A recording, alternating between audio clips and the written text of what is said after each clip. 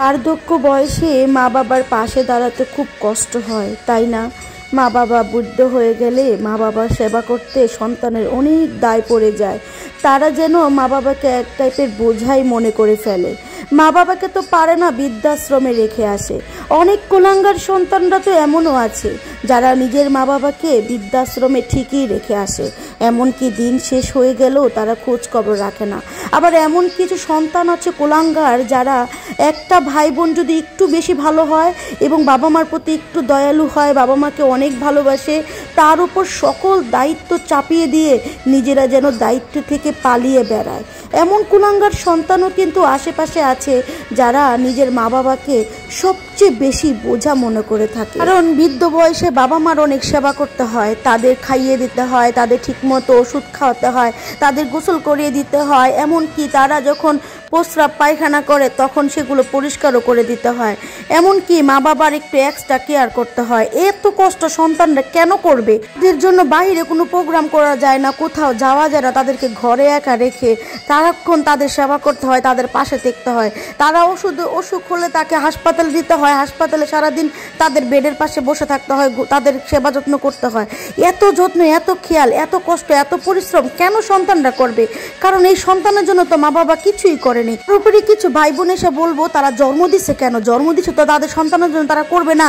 হ্যাঁ আপুরা ভাইয়েরা ঠিকই বলছেন, বাপ মা জন্ম দিচ্ছে, এটাই তাদের সবচেয়ে বড় ভুল ছিল জীবনে, যে আপনার মতন একটা সন্তানকে জন্ম দিয়েছে যে নিজের স্বার্থ ছাড়া, নিজের জীবন ছাড়া কিছুই বোঝেন না।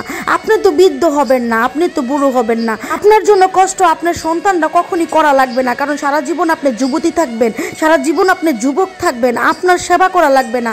কারণ আপনার সেবা তখন আপনি নিজেই করতে পারবেন। আর নয়তো কি করবেন? সুন্দরভাবে বৃদ্ধাশ্রমে চলে যাবেন। শুধু শুধু সন্তানের বোঝা হয়ে লাভ আছে? মনে করেন আপনি এখন যেমন আপনার বাবা মার খেয়াল রাখতেছেন না, বাবা মাকে বোঝা মনে করতেছিলেন, আপনার সন্তানরা তো ঠিক ওইভাবেই আপনাকে বোঝা মনে করবে।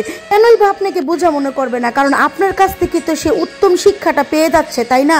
আপনারা যারা সন্তানরা এক সময় নিজেরাই বাবা মাকে অবহেলা করেন, ঘরের একটা কোণে ফেলে রাখেন, তাদের কোনো যত্ন নেন না, তাদের কোনো কেয়ার করেন না, অথচ আপনারা একটা সময় আসলে এই সন্তানদের কাছ থেকে চান তারা আপনাদের খেয়াল রাখুক, তারা সব ঊর্ধ্বে আপনাকে রাখুক এবং আপনাকে যাতে বৃদ্ধাশ্রমে না রাখে, যাতে আপনার পরিপূর্ণ সেবাটা এই সন্তানরা করে।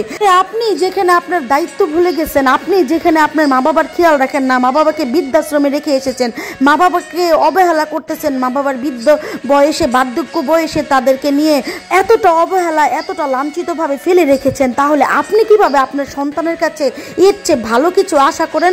শোনো আমার যুবক ভাই বোনেরা, এখন হয়তো তোমার অনেক শক্তি আছে, তবে একটা কথা তুমি ভুলে যেও না, সময় কিন্তু তোমার চাইতো শক্তিশালী। তোমার এই দিনটাকে তোমার কাছে একদিন আল্লাহ তাআলা ফিরত নিয়ে আসবে। অপেক্ষা করো আমার ভাই ও বোনেরা। যে কষ্ট, যে দুঃখ, যে লাঞ্ছনা, যে অবহেলা কি তুমি তৈরি করেছো তোমার মা বাবার জন্য, সেটা একদিন তোমার কাছে ঠিকই ফিরে আসবে।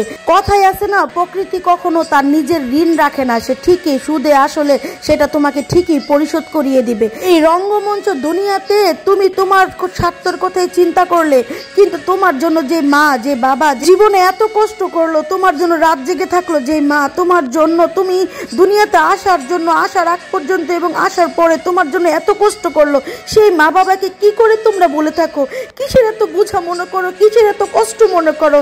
আমার বুকটা ফেটে যায়, অন্তরটা চুরমার হয়ে যায় ওই সমস্ত সন্তানদের কথা চিন্তা করলে।